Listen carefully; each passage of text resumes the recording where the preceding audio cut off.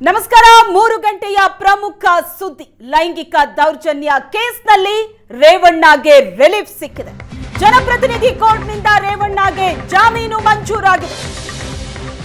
ಲೈಂಗಿಕ ದೌರ್ಜನ್ಯ ಕೇಸ್ನಲ್ಲಿ ರೇವಣ್ಣಗೆ ರಿಲೀಫ್ ಸಿಕ್ಕಿದೆ. 5 ಲಕ್ಷ ಬಾಂಡ್, 2 ಶ್ಯೂರಿಟಿ ನೀಡುವಂತೆ ಕೋರ್ಟ್ ಸೂಚಿಸಿದೆ. ಖುದ್ದು ಕೋರ್ಟ್ಗೆ ಹಾಜರಾಗಿದ್ರು ಮಾಜಿ ಸಚಿವ ರೇವಣ್ಣ. ಈಗಾಗಲೇ ಕಿಡ್ನಾಪ್ ಕೇಸಲ್ಲಿ ಜಾಮೀನನ್ನ ಪಡೆದು ಹೊರಗಡೆ ಇದ್ದಾರೆ ರೇವಣ್ಣ. ಆದ್ರೆ ಲೈಂಗಿಕ ದೌರ್ಜನ್ಯ ಕೇಸ್ ಕೂಡ ರೇವಣ್ಣಗೆ ಬಹಳ ದೊಡ್ಡ ಸಂಕಷ್ಟವನ್ನ ತಂದಿಡುತ್ತಾ ಅನ್ನೋ ಅನುಮಾನ ಇತ್ತು. ಸುದೀರ್ಘವಾದ ವಾದ ಪ್ರತಿವಾದ ನಡೆದಿತ್ತು. ಕೋರ್ಟ್ ತೀರ್ಪು ಕಾಯ್ದಿರಿಸಿತ್ತು. ಈಗ ಲೈಂಗಿಕ ದೌರ್ಜನ್ಯ ಕೇಸ್ನಲ್ಲಿ ರೇವಣ್ಣಗೆ ರಿಲೀಫ್ ಸಿಕ್ಕಿದೆ. ಈ ಪ್ರಕರಣದಲ್ಲಿ ಹಾಕಿರುವಂತಹ ಸೆಕ್ಷನ್ಗಳು ವೇಲೇಬಲ್ ಸೆಕ್ಷನ್ಗಳಾಗಿದ್ರೂ ಕೂಡ ಬಹಳ ದೊಡ್ಡ ಸಂಕಷ್ಟ ಬರುವಂತಹ ಲಕ್ಷಣಗಳು ಕಾಣಿಸ್ತಾ ಇತ್ತು ರೇವಣ್ಣ ಪಾಲಿಗೆ. ಇದೀಗ ಜನಪ್ರತಿನಿಧಿ ಕೋರ್ಟ್ನಿಂದ ರೇವಣ್ಣಗೆ ಜಾಮೀನು ಮಂಜೂರಾಗಿದೆ. ಈಗ ಲೈಂಗಿಕ ದೌರ್ಜನ್ಯ ಕೇಸ್ನಲ್ಲೂ ರೇವಣ್ಣಗೆ ಬೇಲ್ ಸಿಕ್ಕಿದೆ. ಈ ಬಗ್ಗೆ ಹೆಚ್ಚಿನ ಡೀಟೇಲ್ಸ್ ಕೊಡ್ತಾರೆ ನಮ್ಮ ಪ್ರತಿನಿಧಿ ರಮೇಶ್ ಸಂಪರ್ಕದಲ್ಲಿದ್ದಾರೆ.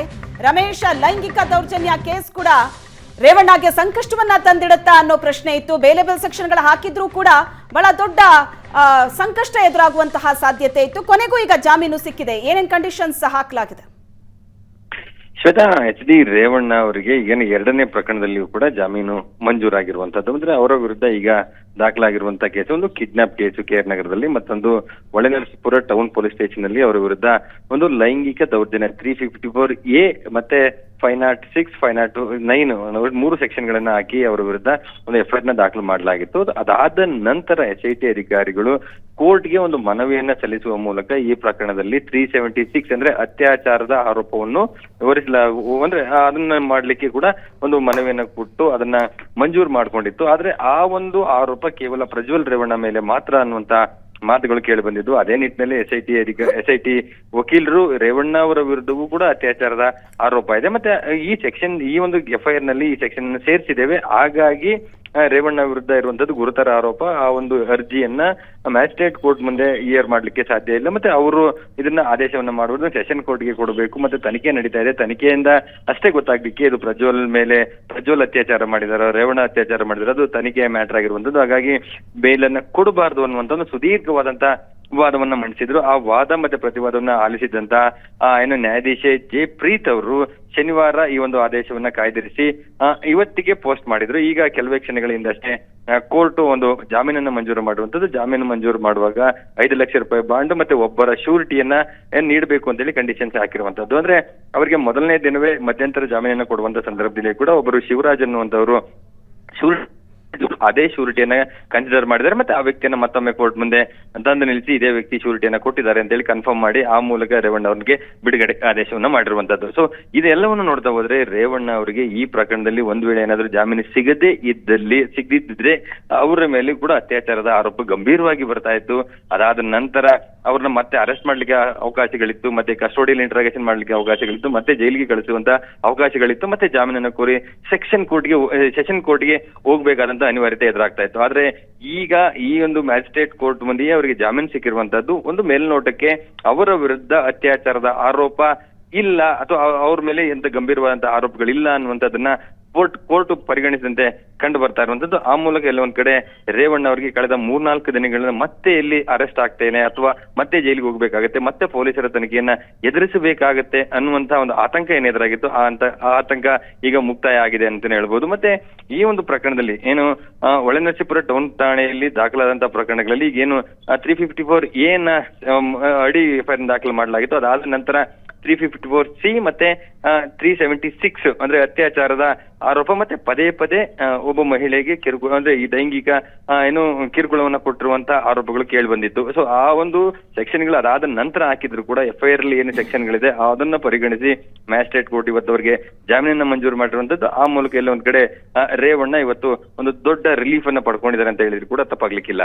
ಶ್ವೇತಾ, ಓಕೆ ರಮೇಶ್, ಕಿಡ್ನಾಪ್ ಕೇಸಲ್ಲಿ ಜಾಮೀನು ಪಡೆದು ಹೊರಗಡೆ ಬಂದಂತಹ ರೇವಣ್ಣಗೆ ಈ ಪ್ರಕರಣದಲ್ಲಿ ಏನಾಗುತ್ತೆ ಏನಾಗುತ್ತೋ ಅನ್ನೋ ಟೆನ್ಷನ್ ಕಳೆದ 3-4 ದಿನಗಳಿಂದಲೂ ಕೂಡ ಇತ್ತು. ಬೇಲೆಬೆಲ್ ಸೆಕ್ಷನ್ ಅಂತ ನಿರಾಳರಾಗಿದ್ದಂತಹ ರೇವಣ್ಣಗೆ ಈ ಕೇಸ್ ಸ್ವಲ್ಪ ಡ್ರ್ಯಾಗ್ ಆಯ್ತು ಅಂತ ಅನ್ಸುತ್ತಾ? ಸುದೀರ್ಘ ವಾದ ಪ್ರತಿವಾದ ನಡೆಯುತ್ತೆ, ಅದಾದ ನಂತರ ರೇವಣ್ಣ ಅವರೇ ಕೋರ್ಟ್ಗೆ ಹಾಜರಾಗಬೇಕು ಅನ್ನುವಂಥ ಸೂಚನೆ ಕೂಡ ಕೊಡಲಾಗತ್ತೆ. ಸೊ ಈಗ ಬೇಲೇನೂ ಸಿಕ್ಕಿದೆ, ಬಟ್ ಈ ಪ್ರಕರಣಕ್ಕೆ ಸಂಬಂಧಪಟ್ಟ ಹಾಗೆ ವಿಚಾರಣೆಯನ್ನ ಎದುರಿಸಬೇಕಾಗತ್ತೆ. ಖಂಡಿತ ಶ್ವೇತಾ, ಅಂದ್ರೆ ಅವ್ರಿಗೆ ಈಗಾಗಲೇ ಈ ಒಂದು ಹೊಳೆನರಸೀಪುರ ಟೌನ್ ಠಾಣೆಯಲ್ಲಿ ದಾಖಲಾದಂತಹ ಪ್ರಕರಣ ಏನು SITಗೆ ವರ್ಗಾವಣೆ ಆಗಿದೆ. ಮತ್ತು ಆ ಪ್ರಕರಣದಲ್ಲೇ ಅವ್ರಿಗೆ ಈಗಾಗಲೇ 2 ನೋಟಿಸನ್ನ ಕೊಡ್ಲಾಗಿತ್ತು. ಆ 2 ನೋಟಿಸನ್ನ ಕೊಟ್ಟರು ಕೂಡ ಅವರು ವಿಚಾರಣೆಗೆ ಹಾಜರಾಗಿಲ್ಲ ಅನ್ನುವಂಥದ್ದನ್ನೇ ವಾದ ಮಾಡುವಂತ ಸಂದರ್ಭದಲ್ಲಿ SIT ಪರ ವಕೀಲರು ಕೋರ್ಟ್ಗೆ ಹೇಳಿದ್ರು. ಅಂದ್ರೆ ಆ ಒಂದು ಪ್ರಕರಣದಲ್ಲಿ ಕೂಡ ರೇವಣ್ಣ ಅವರು ವಿಚಾರಣೆಗೆ ಹಾಜರಾಗಬೇಕಾಗುತ್ತೆ. ಈಗೇನು ಜಾಮೀನು ಸಿಕ್ಕಿರೋದ್ರಿಂದ ಅವ್ರನ್ನ ಅರೆಸ್ಟ್ ಮಾಡ್ಲಿಕ್ಕೆ ಸಾಧ್ಯತೆಗಳಿಲ್ಲ. ಆದ್ರೆ ತನಿಖೆಯನ್ನಂತೂ ಎದುರಿಸಲೇಬೇಕು.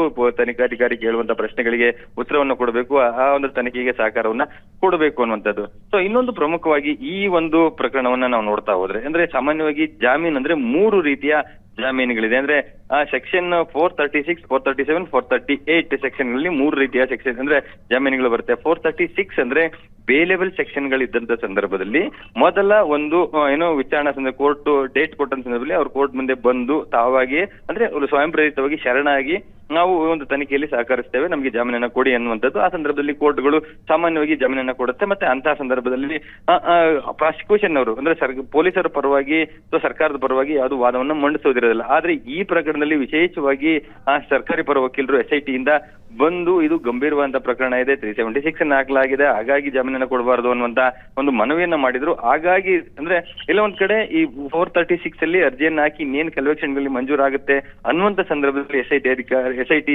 ವಕೀಲರು ಬಂದು ಈ ಒಂದು ಪ್ರಕರಣವನ್ನ ಎಷ್ಟು ಈಸಿಯಾಗಿ ತೆಗೆದುಕೊಳ್ಬಾರ್ದು, ಇದು ಗಂಭೀರವಾದ ಪ್ರಕರಣ ಇದೆ, ಅದು ನಮ್ಮನ್ನ ಆರ್ಗ್ಯುಮೆಂಟ್ ಅನ್ನ ಮಾಡಬೇಕು, ನಾವು ಆರ್ಗ್ಯುಮೆಂಟ್ ಮಾಡ್ತೀವಿ, ನಮ್ಮ ವಾದವನ್ನ ಕೇಳಿ ಅವ್ರ ವಿರುದ್ಧ ಅತ್ಯಾಚಾರದ ಆರೋಪ ಇದೆ ಅಂದ್ರೆ ಅವ್ರ ಮೇಲೆ ದಾಖಲಾಗಿರುವಂತಹ FIR ಗೆ ಅತ್ಯಾಚಾರದ ಸೆಕ್ಷನ್ ಅನ್ನ ಸೇರಿಸಲಾಗಿದೆ ಅನ್ನುವಂತ ಒಂದು ವಾದವನ್ನ ಮಾಡಿದ್ರು. ಅದ್ರಲ್ಲಿ ಒಂದ್ ಕಡೆ SIT ಮಾಡಿದಂತ ವಾದಕ್ಕೆ ಅಷ್ಟೊಂದು ಅಂದ್ರೆ ಪರಿಗಣನೆ ಕೊಟ್ಟಿಲ್ಲ ಕೋರ್ಟ್. ಹಾಗಾಗಿ ರೇವಣ್ಣ ಅವರ ವಿರುದ್ಧ ಈವರೆಗೆ ದಾಖಲಾಗಿರುವಂತಹ FIR ಏನಿದೆ ಅದು bailable section ಗಳಿರುವಂತದ್ದು.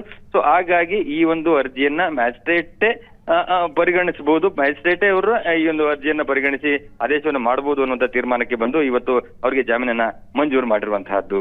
Shweta, thank you Ramesh, ನಿಮ್ಮೆಲ್ಲ ಡೀಟೇಲ್ಸ್ಗೆ.